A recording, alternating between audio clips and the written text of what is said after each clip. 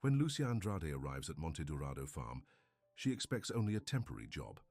But one stormy night, a fragile calf, a haunted farmer, and an unexpected act of courage spark a bond neither can ignore. Before we get into the story, comment below where in the world you're watching from today. The morning sun broke through the clouds as Lucia Andrade packed her small suitcase. At 24, she had already lived through more hardships than most people face in a lifetime. Her worn hands told the story of someone who never shied away from hard work. This is just temporary, she reminded herself, zipping the suitcase closed. Just a few weeks of work, some money saved, and then I'll figure out what's next. Monte Dorado farm was looking for seasonal workers, and Lucia needed both the job and a place to stay. The past she left behind in the small coastal town where she grew up was something she rarely spoke about. Some wounds were better left untouched. The bus ride to the farm took nearly 2 hours. Fields of green stretched as far as the eye could see. When Lucia stepped off the bus at the farm entrance, she was struck by the beauty of the place. A large white farmhouse stood on a hill, surrounded by barns, stables, and endless pastures where cattle grazed peacefully. "You must be one of the new workers," said an older woman approaching her. Her salt and pepper hair was tied in a practical bun and her face was kind but weathered. "I'm Rosa, the cook. Let me show you where you'll be staying." Lucia followed Rosa to a modest building behind the main house where the seasonal workers were housed. Inside, 4 small rooms lined a narrow hallway. Each room had a single bed, a dresser, and a small window. "It's not much," Rosa said, "but it's clean and dry." "It's perfect," Lucia replied, setting down her suitcase. After living with 5 family members in a 2-room house for most of her life, this felt like luxury. Rosa smiled. "Breakfast is at 5, lunch at noon, dinner at 7. Your shift starts tomorrow at 6 in the morning. Mr. Vidal likes everyone to be on time." "Mr. Vidal? Is he the owner?" Rosa nodded. "Mateus Vidal. He inherited the farm when his brother died 3 years ago. He keeps to himself. Don't expect much conversation from him, but he's fair and treats the workers well." Later that evening, Lucia met the other seasonal workers during dinner in the communal kitchen. There was Pedro, a college student working during his break. Maria and João, a married couple who traveled from farm to farm for work, and Carlos, an older man who had been coming to Monte Dorado for the harvest season for over a decade. "You won't see much of the boss," Carlos told her as they ate Rosa's hearty stew. "He's not unfriendly, just quiet. Ever since his brother passed, he keeps to himself." "What happened to his brother?" Lucia asked. "Accident on the farm. Mateus blames himself, though it wasn't his fault. Some say that's why he's so focused on safety now." The next morning, Lucia was up before dawn. She pulled her dark hair into a ponytail and dressed in her work clothes, jeans, a simple t-shirt, and sturdy boots. The farm was already alive with activity when she stepped outside. Her first assignment was in the dairy barn, helping with the morning milking. The farm manager, a no-nonsense woman named Teresa, showed her the ropes. "We have 30 dairy cows." "Right now," Teresa explained. 3 of them just had calves last week, so they're in the smaller barn with their babies." Lucia took to the work naturally. There was something calming about the routine. The gentle lowing of the cows, the rhythm of the milking machines. She had always felt more comfortable around animals than people. Animals didn't judge or expect more than you could give. During her lunch break, she wandered over to see the new calves. They were adorable, all wobbly legs and curious eyes. One in particular, a small black and white calf with a star-shaped mark on its forehead, came right up to her. "Hello there, little one," she said softly, reaching out to stroke its soft head. "Aren't you friendly?" "That star," came a deep voice from behind her. Lucia turned quickly. A tall man with broad shoulders stood in the doorway of the barn. His face was tanned from working outdoors, and his dark hair was slightly too long, as if he often forgot to get it cut. His eyes, a deep brown, held a seriousness that made Lucia straighten up.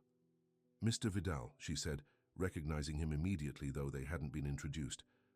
"I'm sorry, I was just—" "It's fine," he said, his voice quiet but firm. "You're new. Lucia, right?" She nodded, surprised he knew her name. "Teresa mentioned you were good with the animals this morning." He walked closer, his movements careful, as if he was used to being around skittish creatures. He reached down to pet the calf, who nuzzled against his hand. Star was born last Tuesday, the smallest of the three. She seems strong, though, Lucia observed.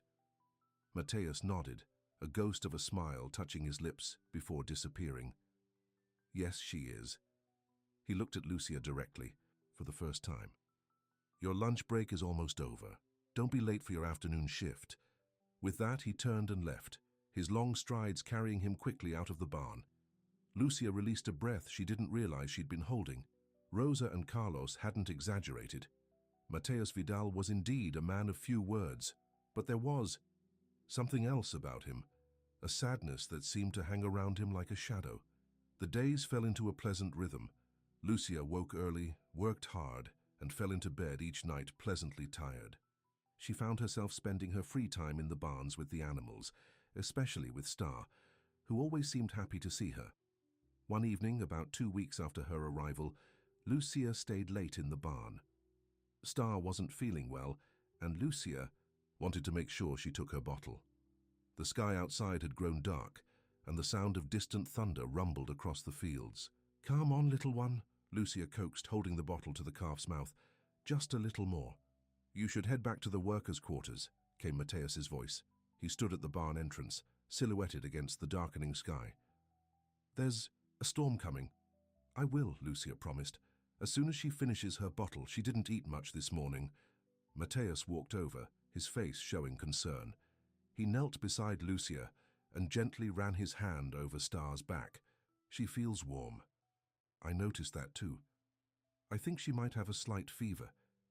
He nodded, watching as Lucia continued to feed the calf. "You have a way with her. She trusts you. Animals know when you care about them," Lucia said simply. For a moment, their eyes met and something passed between them, a quiet understanding. Then the moment was broken by a loud crack of thunder directly overhead. Star jumped, frightened by the noise, and pressed against Lucia's side. "The storm's here," Matthias said, standing up. "I'll have Teresa check on Star later. You should go, now before it gets worse." Lucia reluctantly handed him the bottle and gave Star one last pat. "I'll see you tomorrow, little one." By the time she stepped outside, the rain was falling in sheets. Lucia ran across the yard, but was soaked through by the time she reached the workers' quarters. Inside, everyone was gathered in the common room. "There you are," Rosa exclaimed. "We were getting worried." "I was with the calves," Lucia explained, dripping water onto the floor. "Star wasn't feeling well." Rosa shook her head. "Always caring for everyone but yourself. Go change into some dry clothes before you catch your death." The storm worsened as the night progressed. The wind howled around the building, and rain lashed against the windows. Just as they were sitting down to a late dinner, there was a knock. At the door, Teresa stepped in, water streaming from her rain jacket. "Mr. Vidal says everyone should move to the main house," she announced. "This building is old, and he's worried about the roof with this wind. Bring what you need for the night." The workers quickly gathered their things. The short walk to the main house was a battle against the elements, with the wind nearly knocking them off their feet. Inside the grand old farmhouse, Rosa had prepared hot drinks and set up cots in the large living room.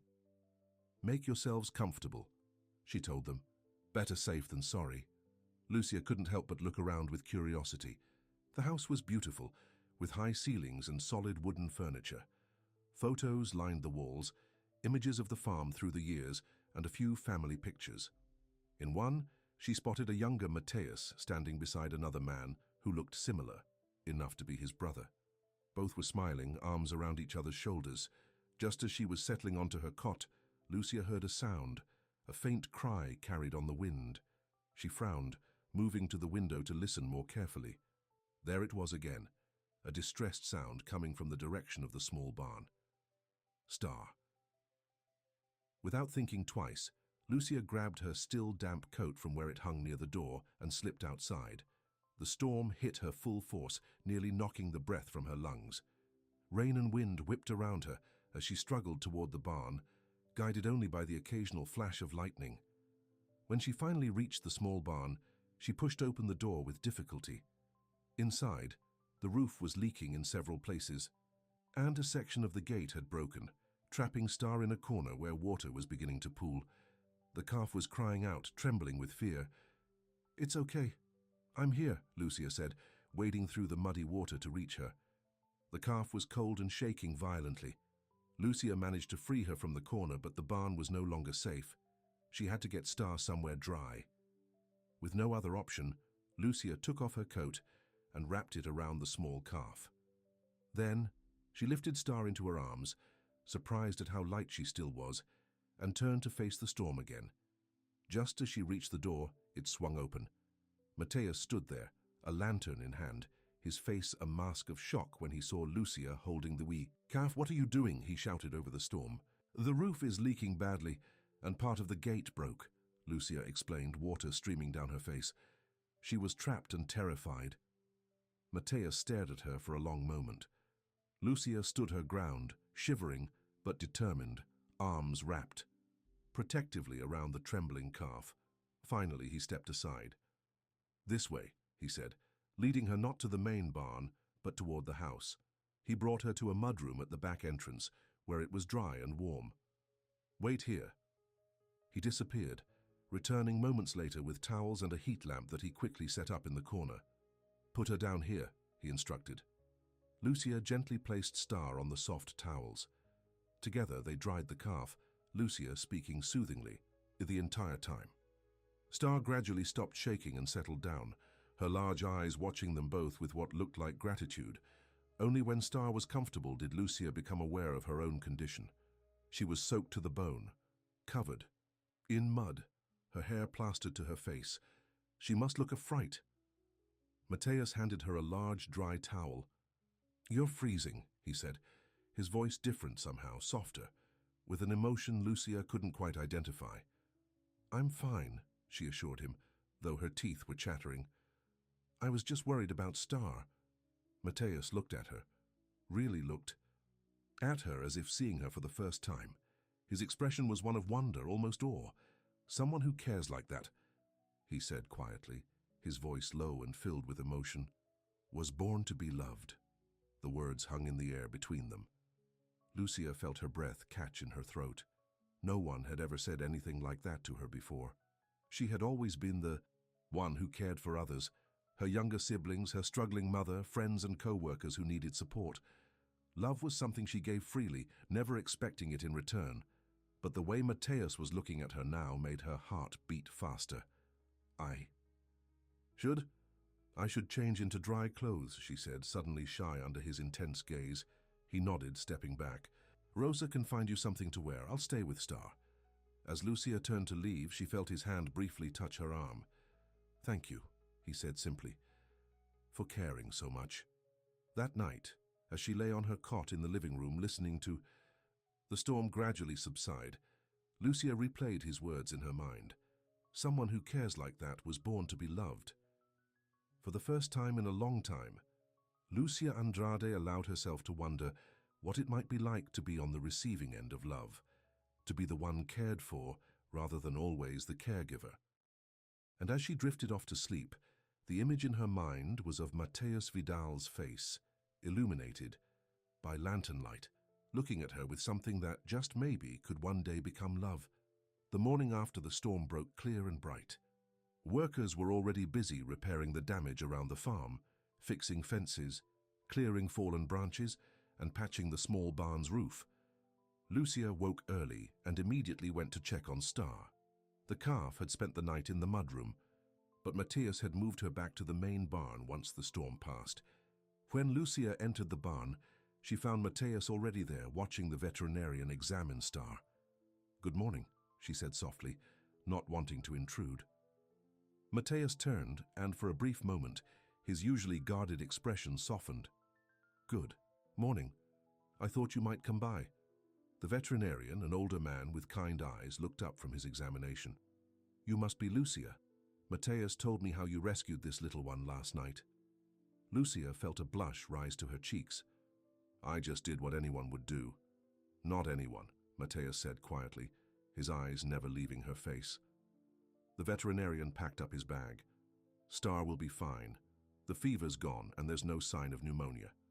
Keep her warm and dry for a few days and she'll be back to normal." After he left, Lucia and Matthias stood in comfortable silence, watching Star settle into fresh hay. "Thank you," Matthias finally said, "for what you did last night." "You don't need to thank me," Lucia replied. "I care about the animals here." "I've noticed," he hesitated, then added, Would you like to have breakfast at the house? Rosa always makes too much food." Surprised by the invitation, Lucia nodded. "I'd like that." Breakfast at the main house was nothing like the simple meals in the workers' quarters. Rosa had prepared a feast, fresh bread, eggs, fruit, and coffee that smelled like heaven. The kitchen was warm and inviting, with sunlight streaming through large windows. Sit, Rosa urged, clearly pleased to see Lucia at the table. "You need a good meal after your adventure last night." As they ate, Matthias was quiet, but Lucia noticed he was watching her. There was a question in his eyes, something he wanted to ask but couldn't seem to find the words for. "How long have you owned Monte Dorado?" Lucia asked, breaking the silence. "I didn't own it until 3 years ago," he replied. "It was my brother's farm. I just helped run it. And now?" A shadow passed over his face. "Now it's mine." Rosa, sensing the heaviness in his tone, quickly changed the subject. "Lucia, Matthias tells me you have a special way with the animals. Have you always worked on farms?" "No," Lucia admitted. "But I grew up taking care of my younger siblings and helping my mother. Caring for others just comes naturally to me, I guess." "Some people are like that," Rosa said wisely. "Born with big hearts." After breakfast, Lucia thanked them both and prepared to join the other workers. As she was leaving, Matthias walked her to the door. "Lucia," he said, his voice hesitant, Would you be willing to help with Star's care? The vet says she needs extra attention for the next few days." "Of course," she agreed immediately. "I can adjust your work schedule. You'll still be paid the same." Lucia smiled. "I would have done it anyway." Something flickered in his eyes, surprise perhaps, or understanding.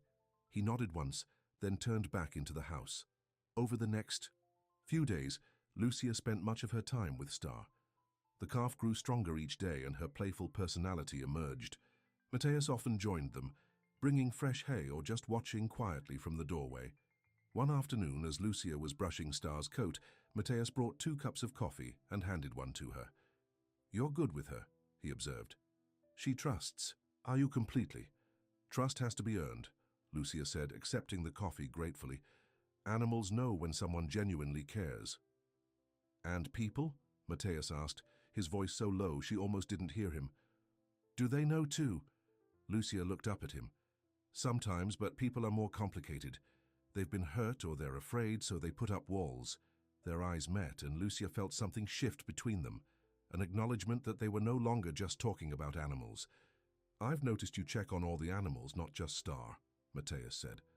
"Even after your shift ends." Lucia shrugged. "I like making sure they're okay." "You care about everyone but yourself," he noted, echoing what Rosa had said the night of. "The storm. That's not true," Lucia protested. Though she knew there was some truth to it, Matthias didn't argue. Instead, he asked, "Where were you before you came here, Lucia?" The question caught her off guard. She rarely spoke about her past, about the weight of responsibility she'd carried since she was a child, about the mother who depended on her too much, the siblings who saw her more as a parent than a sister, the boyfriend who left when he realized she would always put her family first. "A small town near the coast," she said simply. It was time for a change. Matthias seemed to understand her reluctance. Sometimes the past is better left there. "And you?" Lucia asked. "You grew up here?" A sad smile touched his lips. "Yes. With my brother Antonio. Our parents died when I was 20 and he took over the farm. I went to agricultural college, then came back to help him run it." "What happened to him?" Lucia asked gently. Matthias was quiet for so long that she thought he wouldn't answer. Finally, he said, "There was an accident 3 years ago. He was checking the irrigation equipment during a storm. I told him to wait until morning, but he was always so stubborn." His voice caught. "They found him the next day. The doctors said it was quick. Small comfort." Lucia's heart ached for Him. I'm sorry. After that, I became the owner of a farm I never wanted to own. He looked around the barn, his expression distant. I almost sold it. But this place was everything to Antonio, so I stayed. And buried yourself in work, Lucia said, understanding now his dedication, his solitude. He met her eyes. Yes. The days passed, and Lucia found herself spending more time with Mateus. Sometimes they talked, sharing small pieces of themselves, and sometimes they worked in comfortable silence. The other workers noticed, of course. Lucia caught their curious glances, heard their whispered conversations that stopped when she entered a room. Don't mind them, Rosa told her one evening, as they prepared dinner together. They're just not used to seeing Mateus spend time with anyone. We're just taking care of Star, Lucia said, though she knew it had become more than that. Rosa gave her a knowing look. If you say so, dear.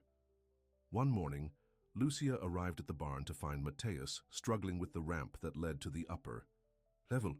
It was old and steep, making it difficult to transport hay and supplies. Is something wrong with the ramp? She asked, noticing his frustrated expression. It's too steep, he said. I've seen you struggle with it when carrying feed. Lucia was surprised. You noticed that?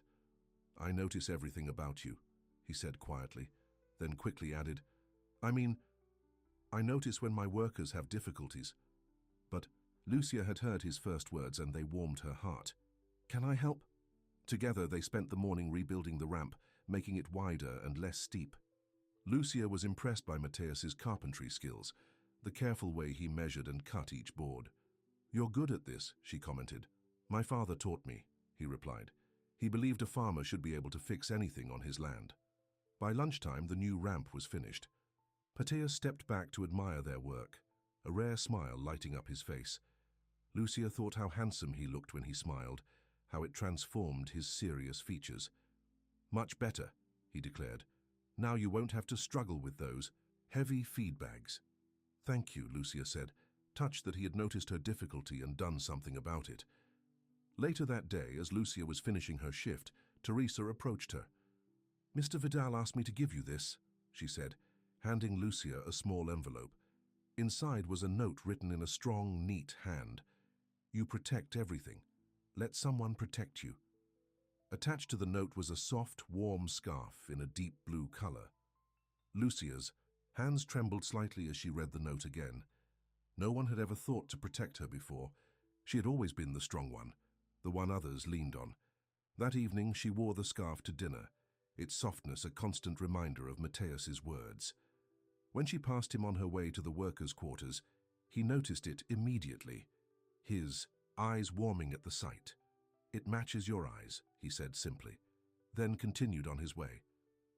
Rosa, who had witnessed the exchange, smiled to herself. It had been a long time since she'd seen any light in Mateus Vidal's eyes. Perhaps Lucia was exactly what he needed, what they both needed. As the days turned into weeks, Lucia found herself falling into a new routine. Her work on the farm continued, but now there were moments with Mateus woven throughout her days. Coffee together in the early morning, shared lunches by the pond, quiet conversations in the barn as Star grew stronger and more playful. One evening, Mateus invited her to join him on the porch of the main house. The sun was setting, painting the sky in brilliant oranges and pinks. They sat side by side in comfortable wooden rocking chairs, watching the day end. I never take the time to watch the sunset anymore, Mateus admitted. Not since Antonio died. It's beautiful, Lucia said, breathing in the cool evening air. Yes, it is. But when she turned, she found Mateus looking not at the sunset, but at her. Lucia felt a blush rise to her cheeks. No man had ever looked at her the way Mateus did, as if she were something precious, something to be cherished. Lucia, he began, his voice hesitant. I want you to know that, but whatever he was about to say was interrupted by Teresa, who appeared at the porch steps. I'm sorry to disturb you, Mr. Vidal, but there's a call for you in the office. Something about the new tractor parts. Mateus sighed. I'll be right there. He turned back to Lucia. I'm sorry. Can we continue this later? Of course, she said, though she felt a pang of disappointment. That night, Lucia couldn't sleep. Her thoughts kept returning to Matthias, to the way he looked at her, to the words he might have said if they hadn't been interrupted. For the first time in years, she allowed herself to hope for something more, something just for herself. The next morning, Lucia went to check on Star as usual. The calf was now fully recovered and growing rapidly. As she brushed Star's coat, Lucia found herself talking to the animal, sharing her thoughts. "He's different from anyone I've ever known," she told Star, who listened with what seemed like genuine interest. "He sees me, really sees me. Not just what I can do for him, but who I am." "And who are you, Lucia Andrade?" came Matthias's voice from behind her. Lucia spun around, embarrassed to be caught talking to a calf about him. "I didn't hear you come in." Matthias stepped closer. "I've been wondering about you. There's so much I still don't know." "What do you want to know?" she asked, her heart beating faster. "Everything," he said simply. "But let's start with why you never talk about your family. You mentioned siblings, a mother. Do you miss them?" Lucia's hands stilled on the brush. "It's complicated. I have time," Matthias said, leaning against the stall door. Taking a deep breath, Lucia began to share pieces of her past that she rarely spoke of. "My father left when I was 10. My mother, she fell apart. I had 3 younger siblings, twins, who were 7, and a baby who was just 2. Someone had to take care of them." "So you did," Matthias said, understanding in his eyes. Lucia nodded. "I grew up fast. School, then home to cook, clean, help with homework. My mother worked 2 jobs, but she was never really present. Even when she was home, she wasn't really there. That's a heavy burden for a child." "It was what it was," Lucia said with a small shrug. "The twins are in college now, and my youngest brother is finishing high school. They're good kids." "Thanks to you," Matthias said.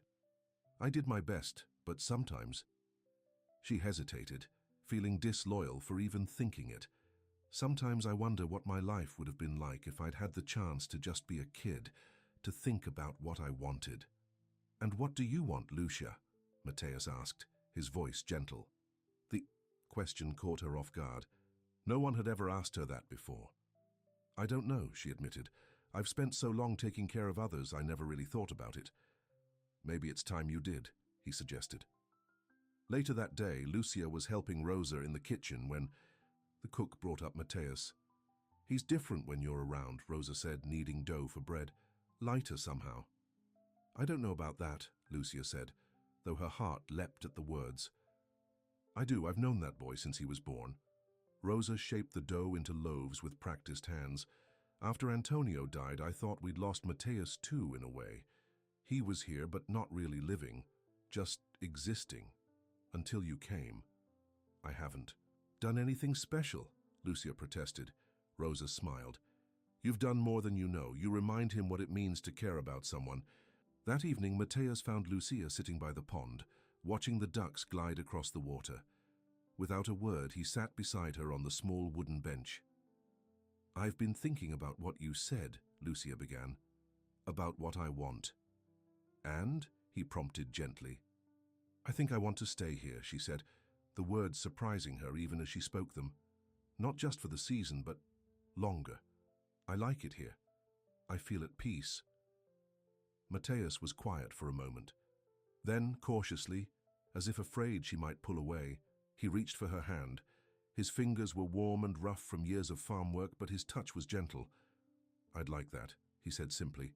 They sat together, hand in hand, watching the sunset reflect on the water. It was a small moment, but for Lucia it felt like the beginning of something precious. The next few days were the happiest Lucia could remember. There was a lightness in her step, a warmth in her heart that hadn't been there before. She and Matthias found small moments to be together throughout the day. Brief touches, shared smiles, quiet conversations. One evening, as they walked back, from checking on the cattle in the far pasture, Matthias stopped suddenly. "I have something for you," he said, reaching into his pocket. He pulled out a small, handmade wooden bracelet. The wood was polished to a warm glow and tiny stars had been carefully carved into its surface. "I made it," he said, a hint of nervousness in his voice. "From the same wood as the new ramp. It's not much, but—" "It's beautiful," Lucia interrupted, holding out her wrist so he could place it there. "Thank you." His fingers brushed her skin as he fastened the bracelet, sending a shiver up her arm. "You changed everything, Lucia," he said quietly. "I was just going through the motions before you came here. Existing, not living." "And now?" she asked, hardly daring to breathe. "Now I remember what it means to look forward to each day, to care." Their eyes met, and Lucia saw in his gaze everything she was feeling: hope, fear, and something deeper that neither of them had named yet. Slowly, giving her time to pull away if she wanted, Matthias leaned forward. Their first kiss was gentle, a question more than a declaration. When they parted, Lucia saw her own wonder reflected in Matthias's eyes. "I never expected to find you," he whispered. "I never expected to be found," she replied. That night Lucia couldn't sleep. Her heart was too full, her mind racing with the possibilities that now stretched before her. For the first time in her life, she was putting herself first, choosing what made her happy. She was still awake when the phone in the workers' quarters rang, an unusual occurrence, especially so late at night. She heard Teresa answer it, then a soft knock on her door. "Lucia," Teresa called. "There's a call for you, a woman named Clara. She says it's urgent." Clara was Lucia's mother. Urgent could only mean one thing: something was wrong with one of her siblings. With a sense of dread, Lucia went to the phone. "Mama, what's happened?" Her mother's voice was thin and strained. "It's Miguel. He's been in an accident. The doctors say he'll be fine, but he's asking for you. He needs you, Lucia." "We all do. You have to come home." The familiar weight of responsibility settled back onto Lucia's shoulders. "I'll come," she promised, "as soon as I can."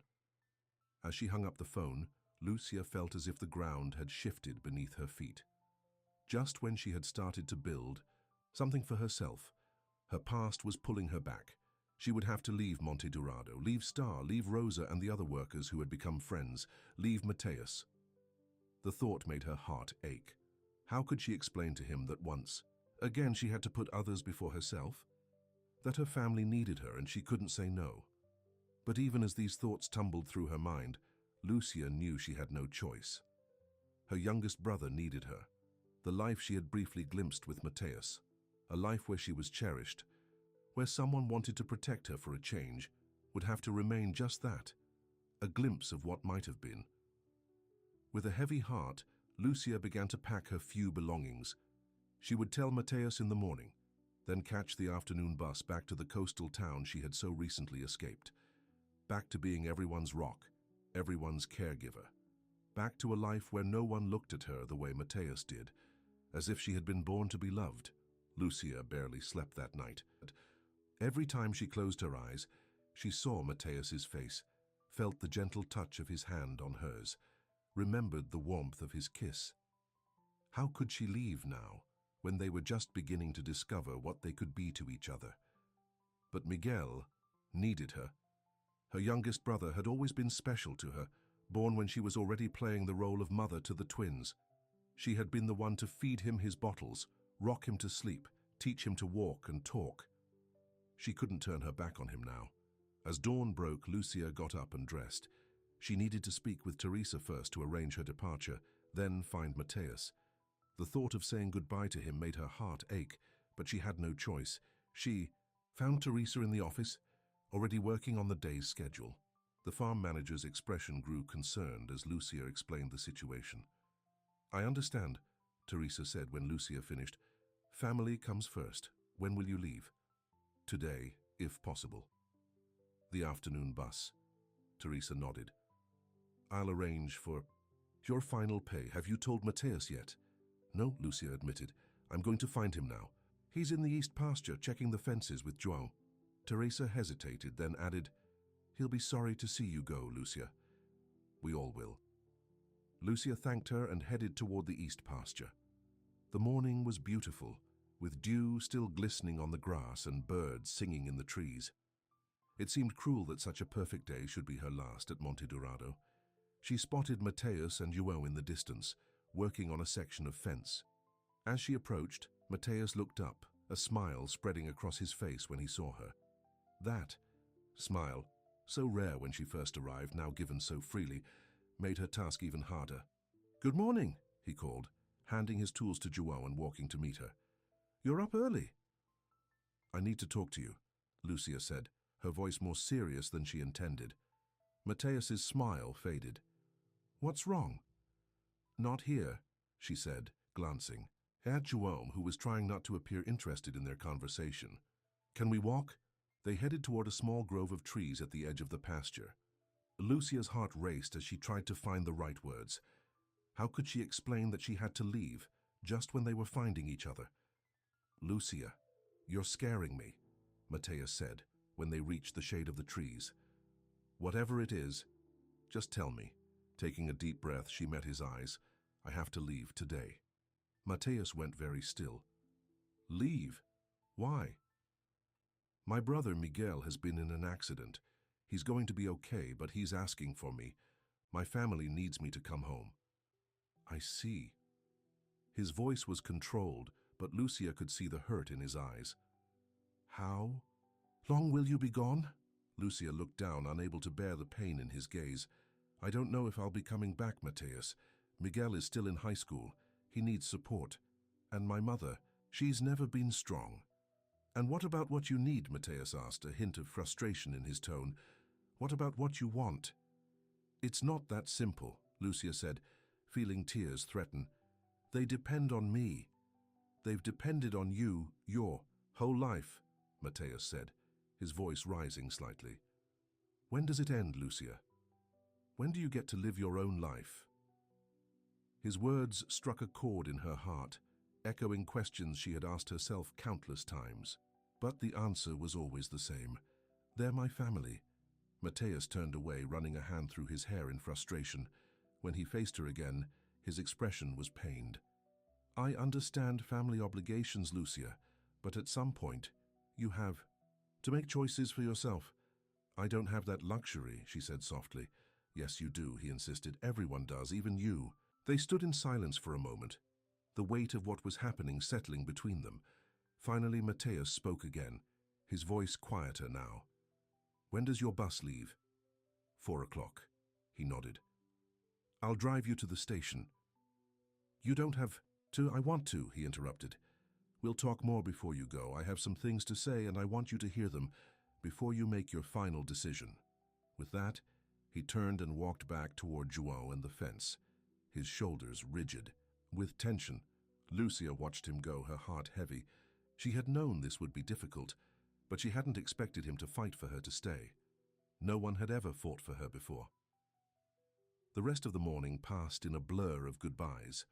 Rosa hugged her tightly in the kitchen, pressing a package of homemade cookies into her hands. "For the journey," she said, wiping away a tear. "And Lucia, remember what I told you. You deserve happiness too." The other workers expressed their sadness at her departure, especially Carlos, who had become something of a grandfather figure to her. "You brought light back to this place," he told her. "Don't forget us." The hardest goodbye was to Star. The E. Calf had grown so much in the weeks since the storm. No longer the trembling, frightened creature Lucia had cradled in her arms. She nuzzled against Lucia's hand, as if sensing that something was wrong. "You be good," Lucia whispered, stroking Star's soft head. "Grow up strong and happy." She was still in the barn when Mateus found her. He stood watching from the doorway, his expression unreadable. "It's almost time," he said quietly. Lucia nodded, giving Star one last pat before turning to face him. "I'm ready." The drive to the bus station was silent, each of them lost in their own thoughts. Lucia watched the landscape pass by, trying to memorize every detail of Monte Dorado. The rolling hills, the sturdy barns, the pond where she and Mateus had sat together watching the sunset. When they reached the small station, Mateus parked the truck, but made no move to get out. "Lucia," he began, his voice rough with emotion. "Before you go, I need you to know something." She turned to face him, her heart pounding.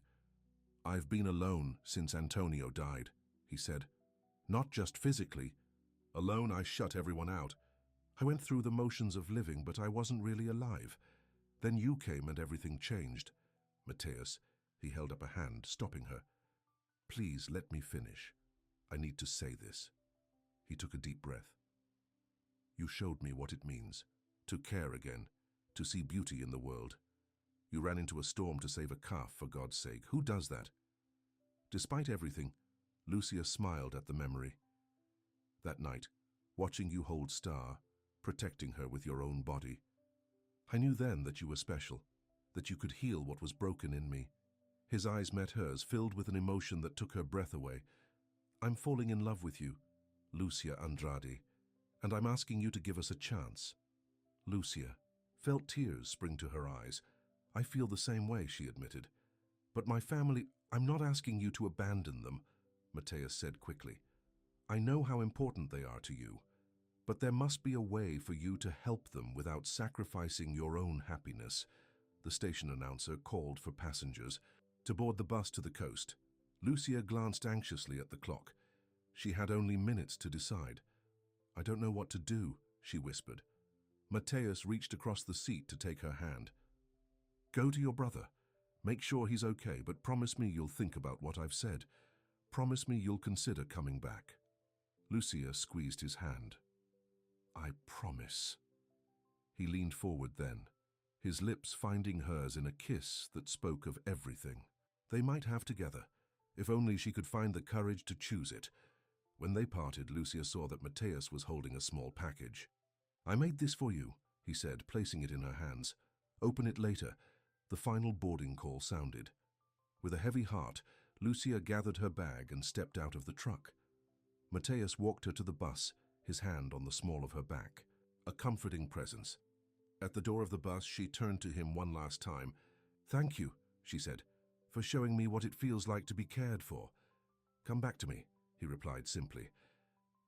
As the bus pulled away from the station, Lucia watched Mateus grow smaller in the distance, a solitary figure standing straight and tall, watching until she was out of sight. Only when the station had disappeared did she open the package he had given her. Inside was a small, hand-carved wooden figure of Star, perfect in every detail. On the bottom, Mateus had burned a single word: loved. Tears filled Lucia's eyes as she cradled the carving in her hands. It was the most precious gift she had ever received, a reminder that for a brief, beautiful time she had known what it was to be truly seen, truly valued, truly loved. The journey to the coast took several hours. As the landscape changed from rolling farmland to crowded coastal towns, Lucia felt as if she were traveling backward in time, returning to a life she had outgrown. When she finally arrived at the small hospital in her hometown, she found her mother, Clara, pacing in the waiting room. Clara was a thin, nervous woman whose beauty had been worn away by years of worry and hard work. She rushed to Lucia as soon as she saw her. Thank God you're here, she said, hugging Lucia tightly. He's been asking for you. How is he? Lucia asked, setting down her bag. Better today. The doctors say he'll make a full recovery, but it will take time. He broke his leg in 2 places and had a concussion. What happened? Clara sighed. He was out with those friends of his, riding motorcycles on the beach cliffs. I told him it was dangerous, but he never listens to me. Her voice took on a familiar wheedling tone. He listens to you, though. He always has. Lucia felt the old weight settling back on her shoulders. How many times had she heard those words? He listens to you, they listen to you. I don't know what I'd do without you, Lucia. She pushed the thought away. This wasn't about her mother's dependency or her own frustrations. This was about Miguel, who was hurt and needed her. Take me to him, she said. Miguel's room was dim, the blinds drawn against the afternoon sun. At 17, he was already taller than Lucia, but lying in the hospital bed, his leg elevated in a cast, he looked younger and more vulnerable. Lucia, he exclaimed when he saw her, his face lighting up. You came. Of course I came, she said, moving to his bedside and carefully hugging him. What were you thinking, riding on those cliffs? He had the grace to look ashamed. It was stupid, No. But João got this new bike and we wanted to see how fast it could go. Lucia shook her head. You could have been killed. But I wasn't, he pointed out, a hint of the old Miguel, cheeky and charming, showing through. Just banged up a bit. More than a bit, Lucia corrected, looking at his cast. The doctor says you broke your leg. In 2 places. Yeah, it hurts like crazy. But they give me good drugs. He grinned. Then his expression grew more serious. I'm really glad you're here, Lucia. It hasn't been the same without you. The twins, Lucas and Luisa, arrived a short while later. At 21, they were in their second year of college, both studying on scholarships. They hugged Lucia enthusiastically, talking over each other as they always did. We've missed you so much. Mom's been impossible. Miguel's been getting into trouble. You look different. Did you cut your hair? Lucia laughed, feeling a rush of love for her siblings despite everything. They had always been her responsibility, but they were also her heart. How could she have considered not coming when they needed her?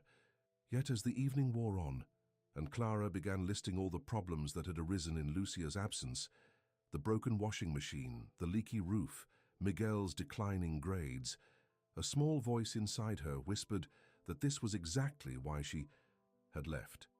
The endless needs, the constant demands, the expectation that she would fix everything. When visiting hours ended, Clara insisted that Lucia come home with her. Your room is just as you left it, she said, and it will be good to have you back. Things fall apart without you, Lucia. The small house was indeed much as Lucia had left it, though perhaps a bit more cluttered. Her room, the smallest in the house, barely big enough for a twin bed and a dresser, was unchanged, a time capsule of her life before Monte Dorado. That night, lying in her childhood bed, Lucia took out the wooden carving of Star. In the dim light, she traced the careful details with her finger, remembering Mateus's words. I'm falling in love with you, Lucia Andrade. No one had ever said those words to her before.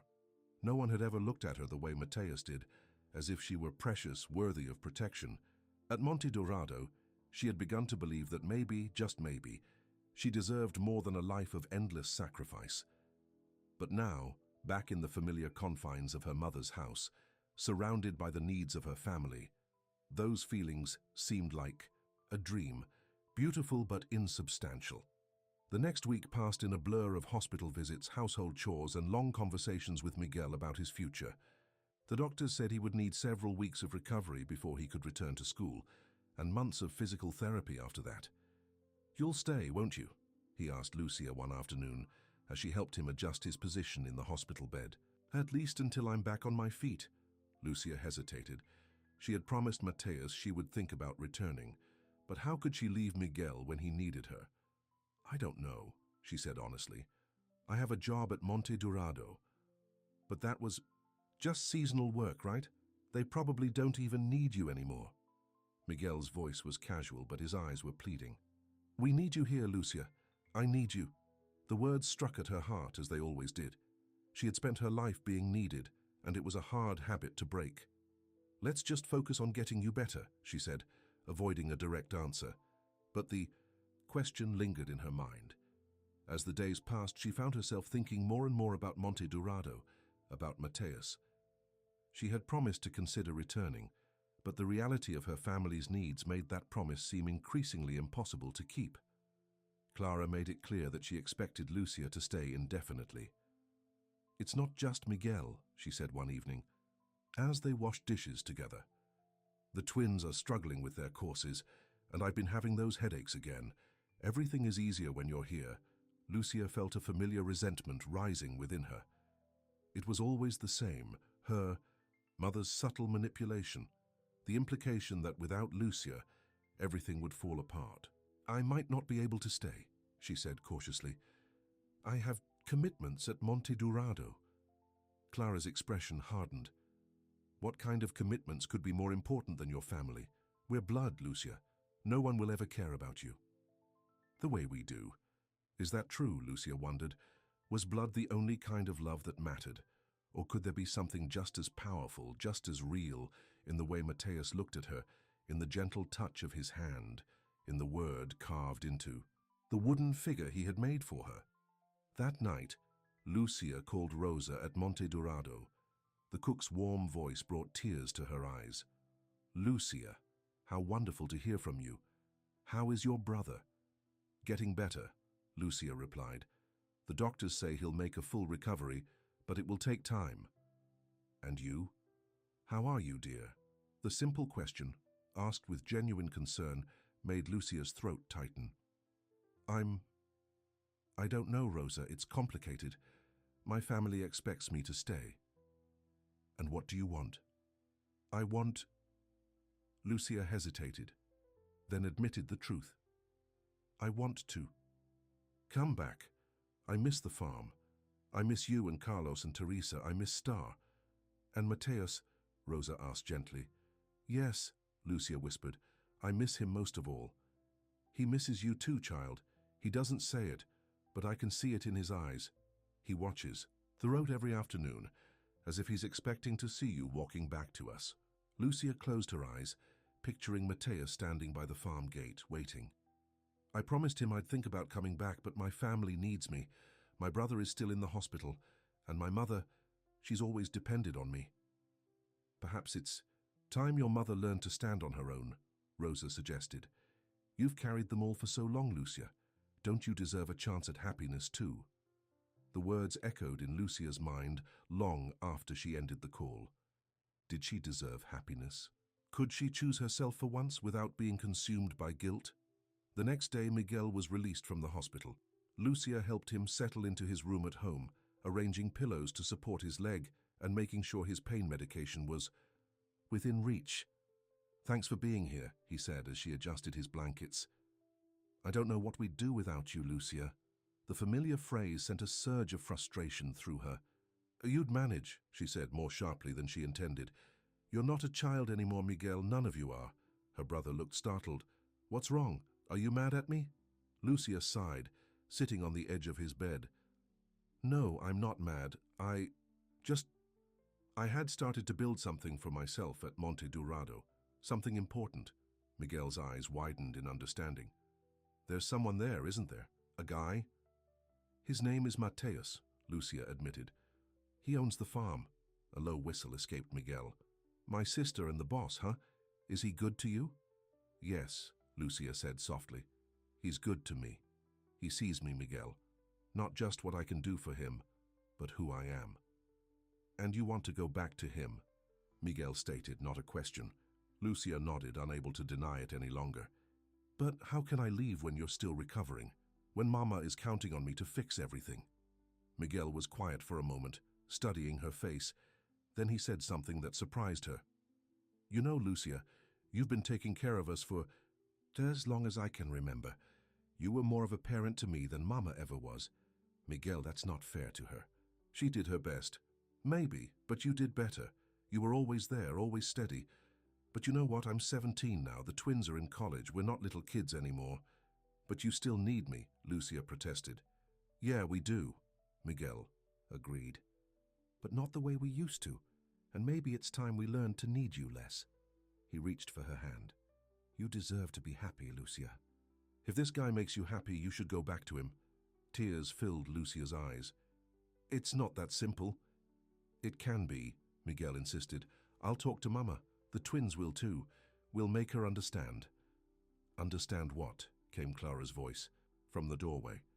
She stood there, arms crossed, her expression suspicious. What are you two plotting? Lucia and Miguel exchanged glances. Then Miguel spoke up. Lucia needs to go back to Monte Dorado, Mama. She has a life there. Clara's face hardened. What life? She belongs here with her family. We need her. No. Mama, Miguel said firmly. We want her, but we need to let her go. Clara turned to Lucia, her eyes accusing. After everything I've done for you, this is how you repay me? By abandoning us when we need you most? The old guilt rose in Lucia's chest, threatening to choke her. But then she remembered Mateus's words. At some point, you have to make choices for yourself. I'm not abandoning anyone, she said, her voice steadier than she felt.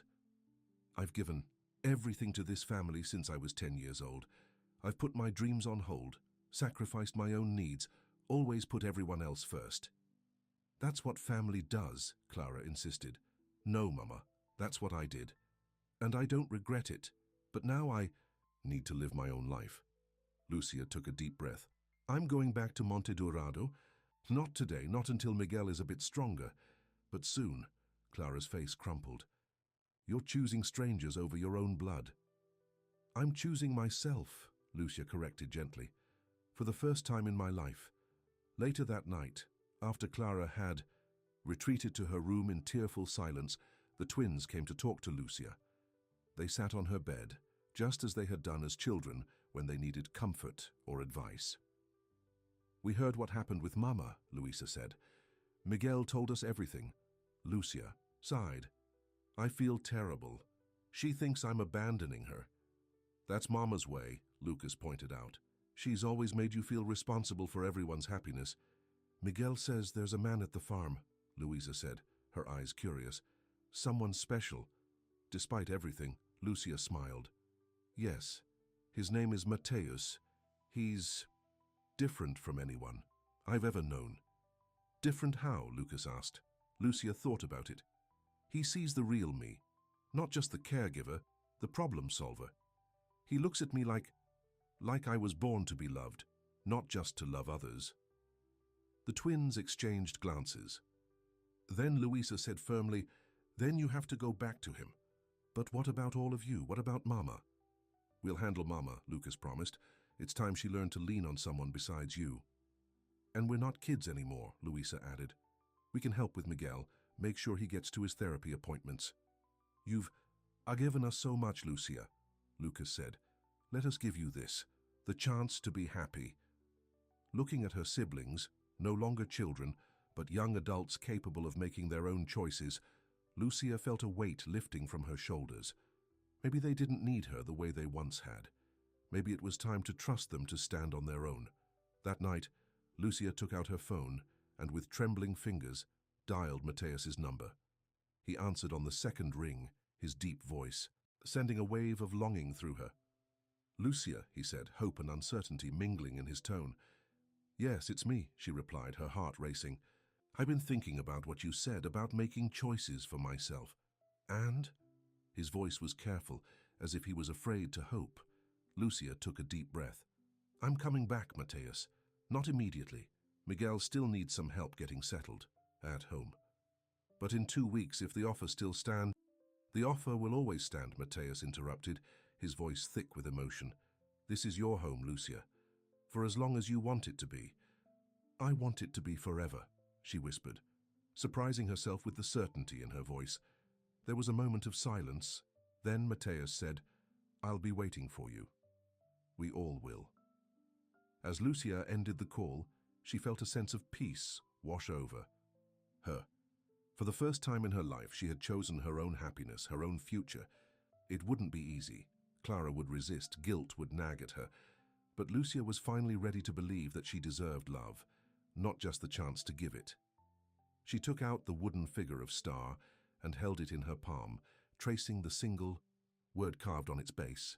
Loved, yes, she thought, that's what I want to be. Not just needed, not just useful. Loved. The next 2 weeks passed in a whirlwind of preparations. Miguel's recovery progressed steadily, and he was soon able to move around the house on crutches. The twins took charge of his physical therapy, appointments, creating a schedule that would continue after Lucia left. Clara remained distant, her hurt and betrayal evident in every interaction. But Lucia held firm, refusing to be swayed by her mother's tears or accusations. "I'll come visit," she promised. "And you can come to Monte Dorado too. It's beautiful there. You'll see why I love it. I'll never understand how you can choose strangers over your own family," Clara said bitterly. "I'm not choosing strangers over family," Lucia replied patiently. "I'm choosing to have both, my family and a life of my own." The night before her departure, Lucia packed her small suitcase once more. This time, however, she wasn't running away from her past. She was moving toward her future, eyes wide open, heart full of hope. As she folded her clothes, Miguel appeared in her doorway, leaning on his crutches. "So tomorrow's the big day," he said. Lucia nodded. "Are you sure you'll be okay if you need me to stay longer?" "Don't you dare," Miguel interrupted with a grin. "We've got everything under control, and besides, your farmer is waiting for you." Lucia smiled at the phrase. "My farmer, I guess he is." "He's a lucky guy," Miguel said, his expression turning serious. "You're pretty amazing, you know that? Not everyone would have given up their childhood to raise their siblings." "I didn't give up anything," Lucia said softly. "I got you 3. That's a pretty good trade." Miguel crossed the room awkwardly on his crutches and gave her a one-armed, Hug? We love you, Lucia. We want you to be happy. And if this Mateus guy makes you happy, then that's where you belong. Tears pricked at Lucia's eyes. When did you get so wise? I had a good teacher, he replied with a small smile. The next morning, Lucia said her goodbyes. The twins hugged her tightly, promising to call often and to make sure Miguel didn't do anything stupid on his crutches. Miguel himself pretended to be more interested in his video game than her departure, but at the last moment, he looked up with suspiciously bright eyes. Tell Star I said hi, he said, his attempt at casualness failing miserably. I will, Lucia promised, dropping a kiss on the top of his head. Clara stood apart from the others, her arms crossed defensively. Lucia approached her cautiously. Goodbye, Mama. I'll call when I get there. For a moment, Clara remained rigid. Then, unexpectedly, she reached out and pulled Lucia into a tight hug. Be careful, she whispered, and be happy. That's all I ever wanted for you, even if I didn't show it very well. Surprised and touched, Lucia hugged her back. I will be, I promise. As the bus pulled away from the small coastal town, Lucia felt none of the guilt or uncertainty that had plagued her 2 weeks ago. Instead, there was only anticipation, a lightness in her heart that grew with each mile that brought her closer to Monte Dorado, closer to Mateus. The journey seemed to take forever, though in reality it was only a few hours. When the bus finally pulled into the small station near the farm, Lucia peered anxiously through the window, searching for a familiar face. And there he was, standing tall and straight just as he had when she left, but this time with a smile that transformed his serious features. Mateus, waiting for her, just as he had promised. Lucia hardly waited for the bus to come to a complete stop before she was on her feet, making her way to the door. When it finally opened, she all but flew down the steps, her heart racing. Mateus moved toward her, his long strides eating up the distance between them, and then she was in his arms, held tight against his chest, breathing in the familiar scent of him, earth and sunshine and home.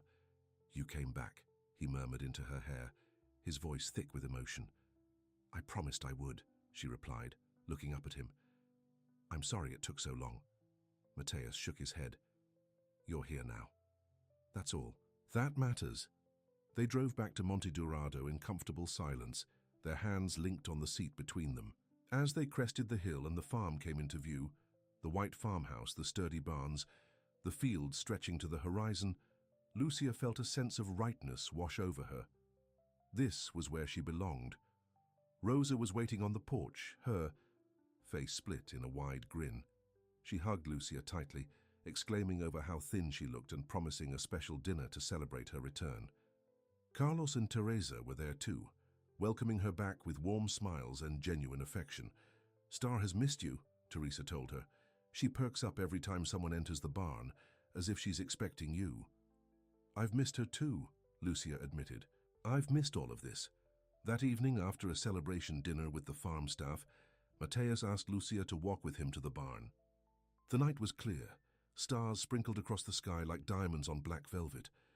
I want to show you something, he said, leading her inside.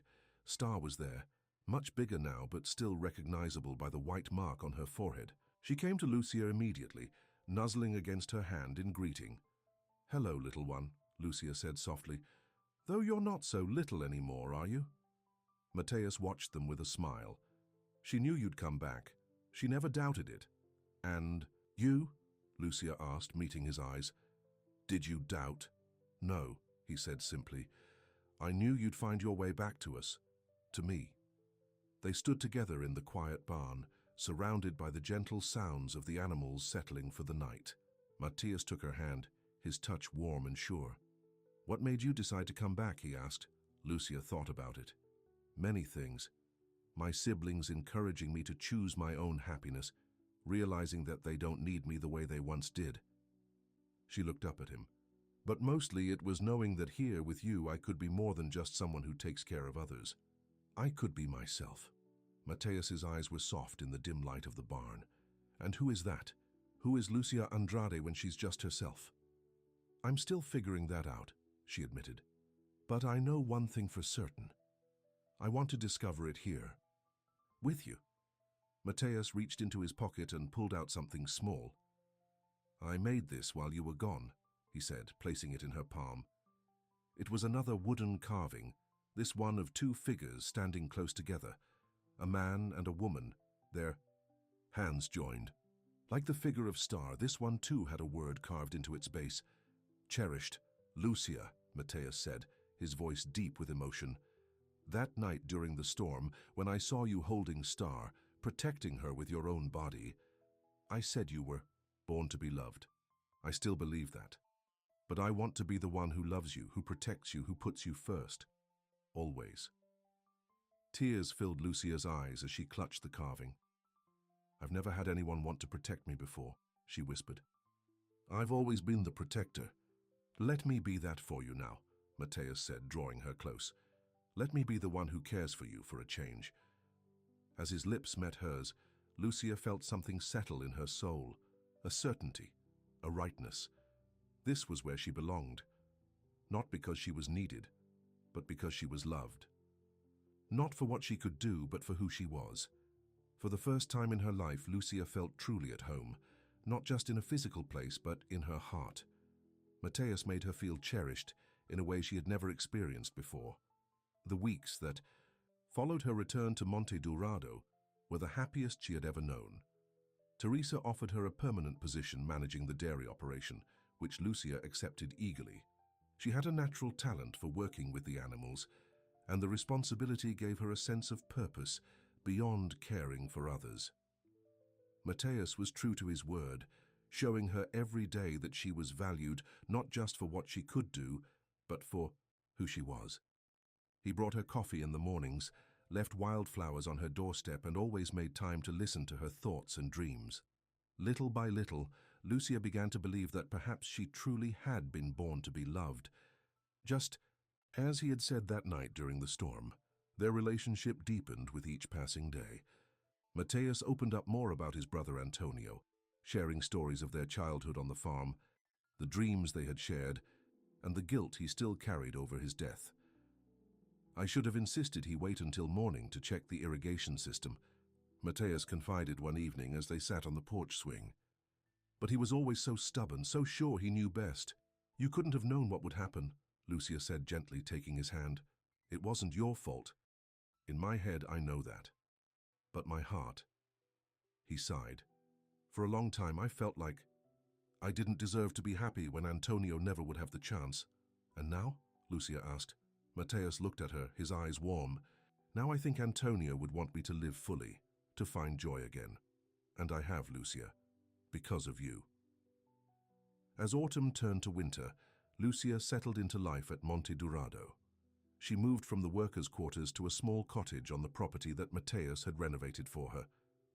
It was cozy and perfect, with windows that overlooked the pastures and a small garden that Rosa helped her plant. True to her word, Lucia kept in regular contact with her family. She called Miguel every week to check on his recovery, which was progressing well. The twins visited during their winter break from college, staying in Lucia's cottage and helping around the farm.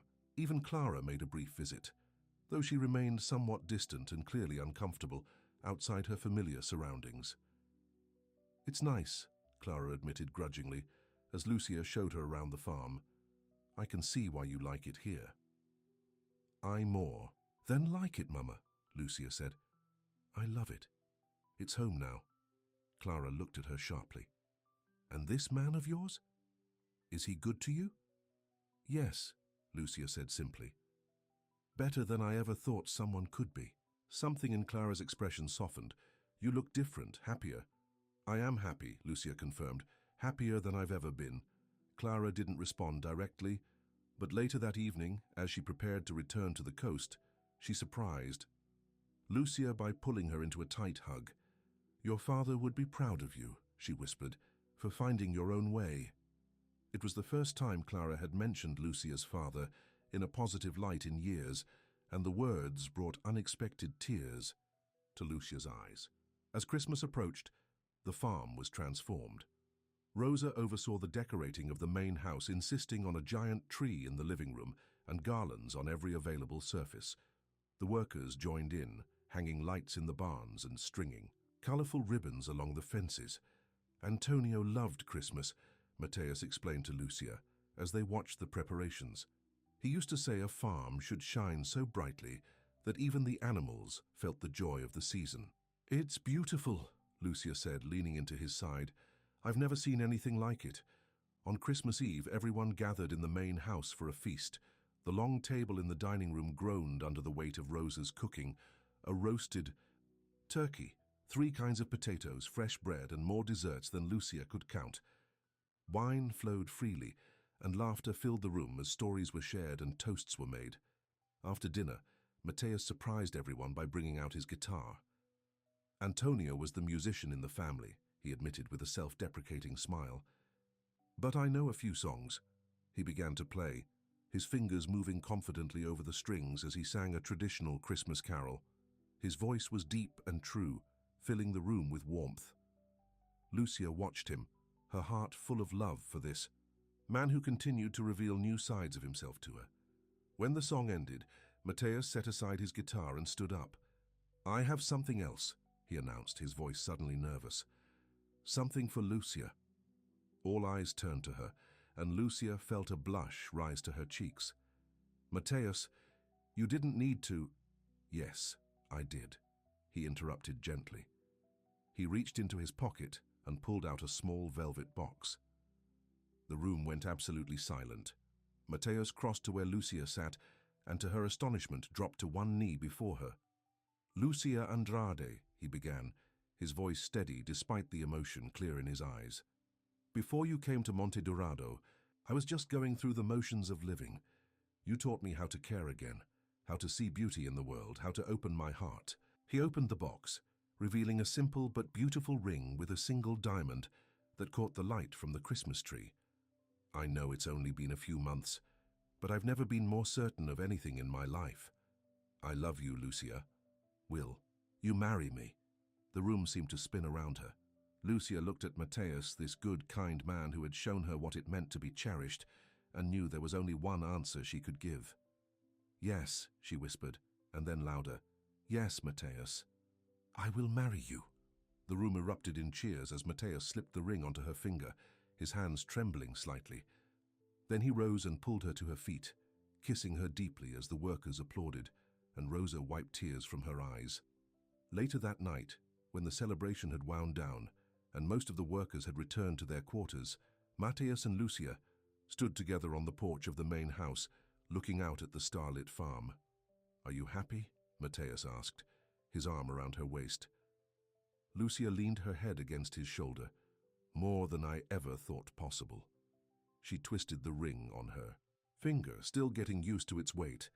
"I never imagined this for myself, you know. I always thought I'd spend my life taking care of others, never having someone who wanted to take care of me." "Well, get used to it," Mateus said, pressing a kiss to her temple. "Because I plan to spend the rest of my life showing you just how much you deserve to be loved." The wedding was set for the following spring, when the farm would be at its most beautiful. Lucia threw herself into the planning, with Rosa's enthusiastic help. They decided on a simple ceremony on the farm, with only family and close friends in attendance. Miguel, now fully recovered from his accident, called regularly to check on the preparations.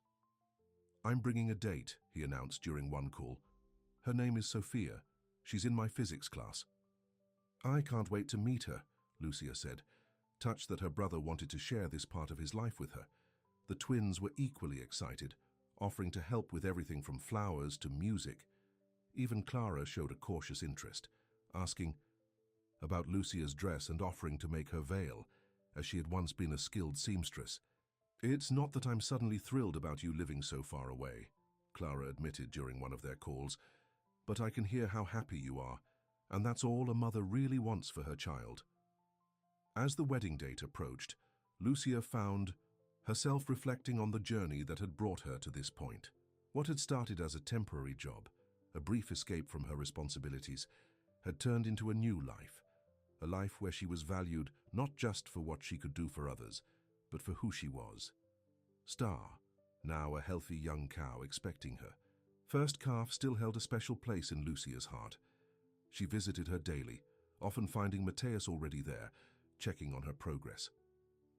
"She's going to be a mother soon," Mateus observed one afternoon as they watched Star graze peacefully in the pasture. "Just like you saved her during the storm, she'll protect her calf with everything she has." "It's what mothers do," Lucia said softly. "My mother did it in her own way, even if she leaned on me too much. She was doing the best she could after my father left." Mateus nodded, understanding in his eyes. "And what about you? Do you want children someday?" The question caught Lucia by surprise, though she had thought about it often since their engagement. "Yes," she said after a moment, "but not right away. I want us to have time together first, just the two of us." "We have all the time in the world," Mateus assured her, pulling her close. "There's no rush." The week before the wedding, Lucia's family arrived at Monte Dorado. Miguel and his girlfriend Sofia, the twins with their boundless energy, and Clara, nervous but determined to be supportive. Rosa welcomed them all warmly, showing them to the guest rooms in the main house that had been prepared for their stay. "This place is amazing," Lucas declared as Lucia gave them a tour of the farm. "No wonder you never want to leave. And your Mateus is quite handsome," Luisa added with a wink. "You did well, sister." Even Clara seemed impressed, though she tried to hide it. "It's bigger than I expected," she admitted, "and very well kept." The day before the wedding, as final preparations were underway, Mateus found Lucia in the small barn where they had first connected during the storm. She was sitting on a bale of hay, a thoughtful expression on her face. "Having second thoughts?" he asked, only half joking. Lucia smiled and shook her head. "Never. Just thinking about how much has changed since I first came here. How much I've changed." Mateus sat beside her, taking her hand.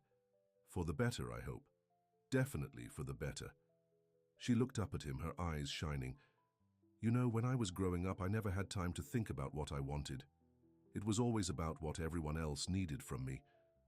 But you asked me what I wanted, and you actually listened. Because what you want matters," Mateus said simply. "What you feel matters. You matter, Lucia, not just because of what you do for others, but because of who you are." Lucia leaned her head against his shoulder. "I never thought I'd find someone who understood me the way you do."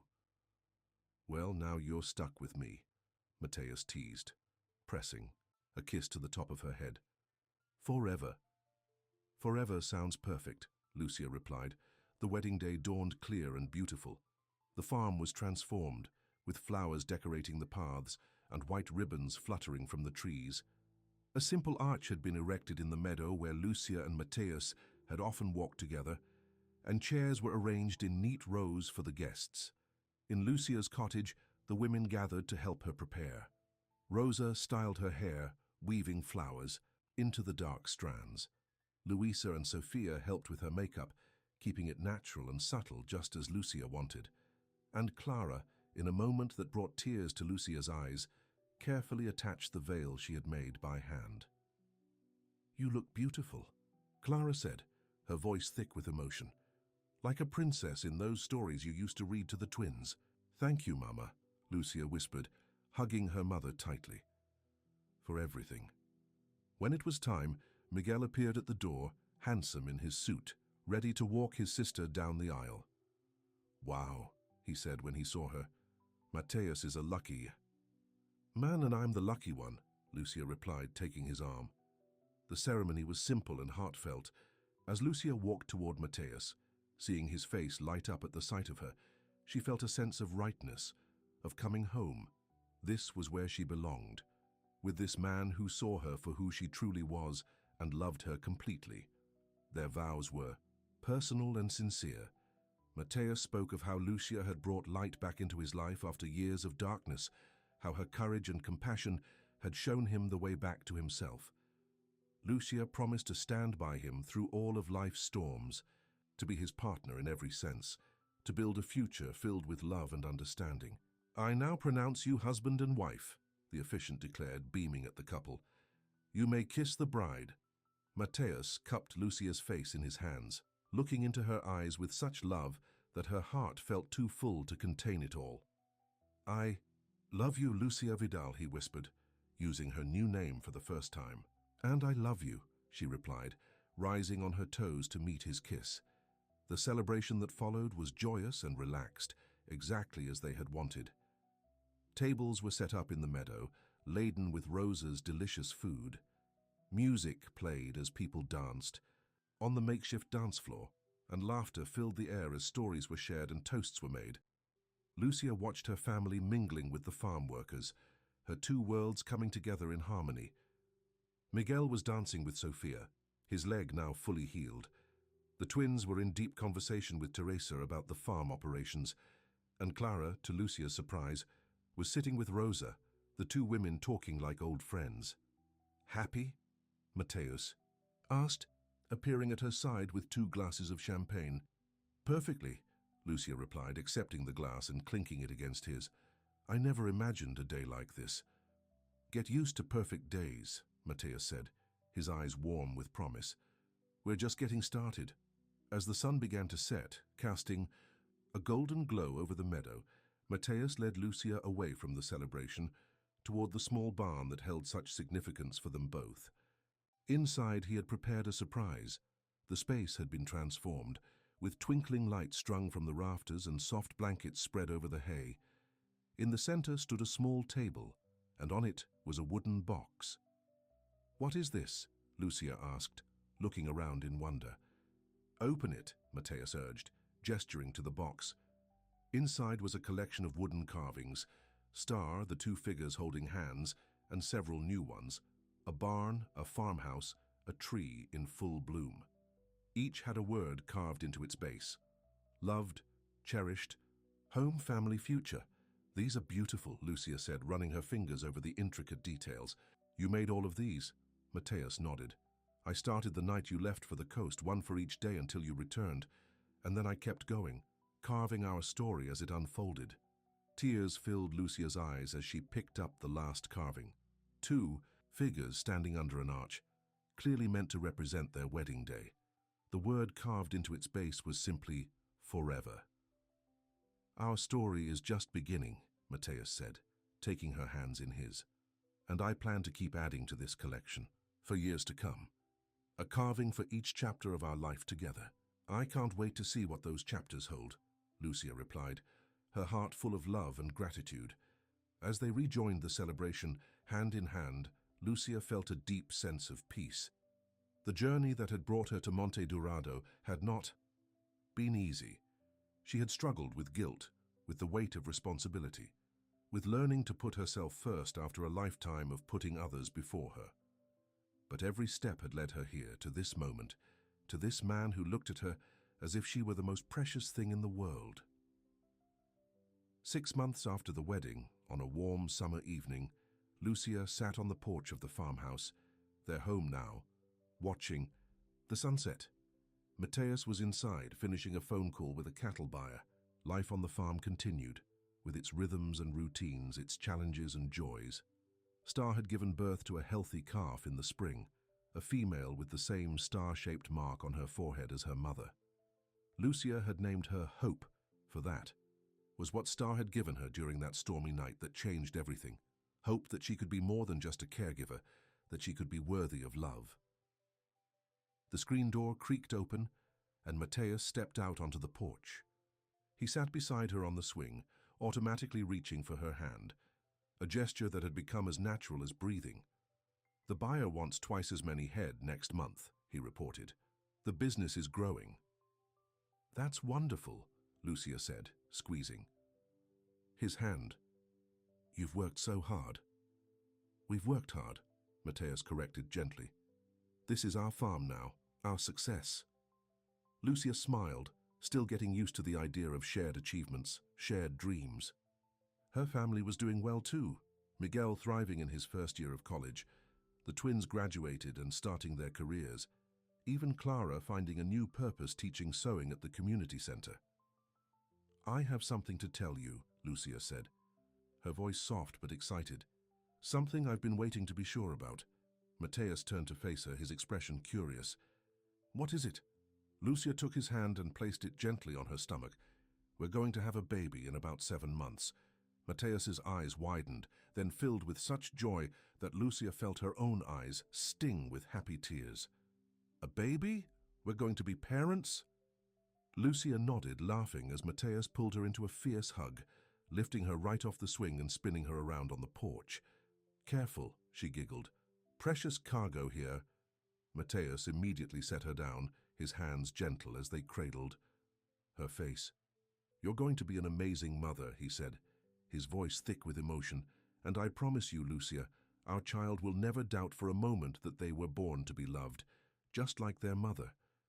As the sun dipped below the horizon, painting the sky in shades of pink and gold, Lucia leaned into her husband's embrace. From that stormy night when she had run into the barn to save a frightened calf, to this perfect moment on the porch of their home, the journey had been unexpected but beautiful. She had come to Monte Dorado looking for a temporary job, a place to stay, a little distance from her past.